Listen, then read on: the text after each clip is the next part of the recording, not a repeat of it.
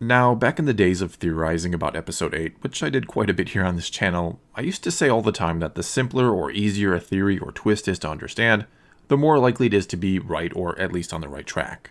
Meaning that if in the movie it can't be explained quickly and easily with a few lines of dialogue to those who are more casual fans of the franchise and aren't overly familiar with the lore, then the theory or twist is probably not going to come to pass.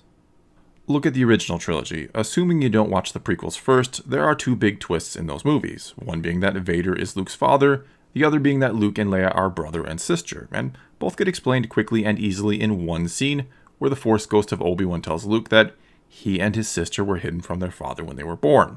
And it's so simple that it didn't require any further explanation, though we do get it in the prequels. And if you happen to watch those first, well, the two twists in the original trilogy are completely ruined by those movies.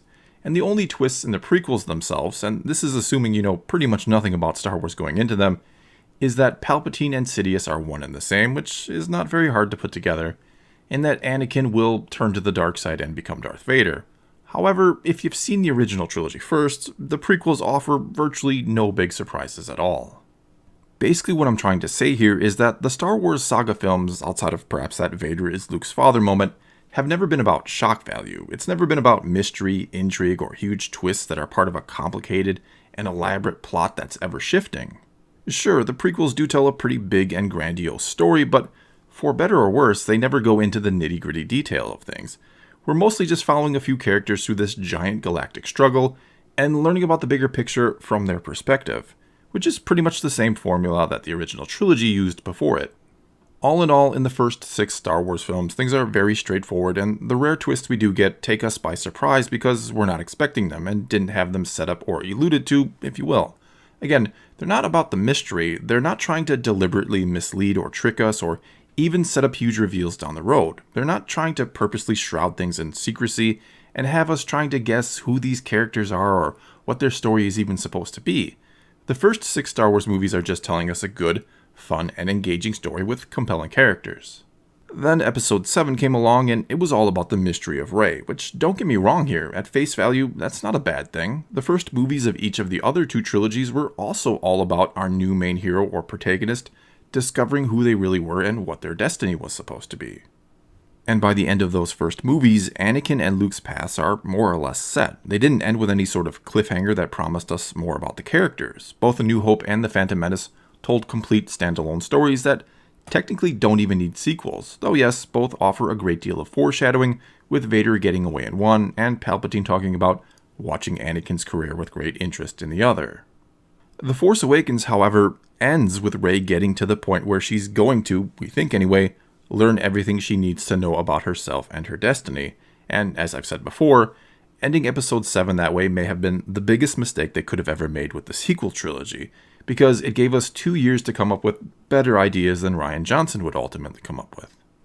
And not that I like defending the guy, but he was put in a very difficult situation with Rey and the story in general, because the big problem with ending Episode 7 the way they did was instead of us fans looking forward to what came next for Rey, the same way we could look forward with Anakin and Luke, because we saw each of those characters reach an ending point in their journey as they got ready for the next phase of it, we were instead looking backwards to where Rey had come from and who she really was because, well, the first movie didn't give us that. It didn't close out a chapter of a story, it left us hanging on the very last page. And what made this all even worse is that Rian Johnson decided that the point of the character was going to be about becoming someone or something despite the fact that she came from nothing or nowhere, which is the very thing we fans spent 2 long years trying to speculate on, and we wanted to know more about.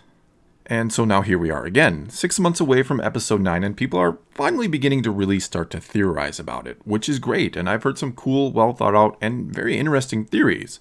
Sure, most of them will be dead wrong because they require a great degree of mental gymnastics to make work or understand, and your more casual fan or average moviegoer would be utterly lost and confused watching them play out, but they're still creative and very imaginative, and I'd love to see some of the better ones at the very least be on the right track. Also, I'm sure I myself will throw out a few more theories before we finally get to the release of the Rise of Skywalker. After all, theory videos are what started this channel and they're still one of my favorite things to do. All that being said though, let's keep it real here for a moment. Most likely, and this isn't a bad thing, Episode 9 is going to be a very easy to understand and straightforward movie. My best hope for it right now is just that I enjoy it, and hopefully quite a bit. Hell, I hope I love it, but I'm keeping my expectations relatively low. And no, despite what so many want to say, the reason I and others didn't like The Last Jedi isn't because it didn't meet my expectations or wasn't exactly what I wanted it to be. There are many, many issues I have with that movie that go well beyond expectations, and as a lot of you know, I've got plenty of videos out there that delve into all the reasons that I didn't like this movie, so there's no point in rehashing them here. That being said, yes, one of the reasons I do have issues with it, but by no means is it the make it or break it reason, is that it purposely seems to do the exact opposite of what we might expect it, and not for the sake of telling a good story, but just for the sake of doing it. And as I've talked about at the beginning, Star Wars never has been about trying to purposely trick or mislead you, or give you the opposite of what you wanted, yet that's exactly what The Last Jedi felt like it was trying to do.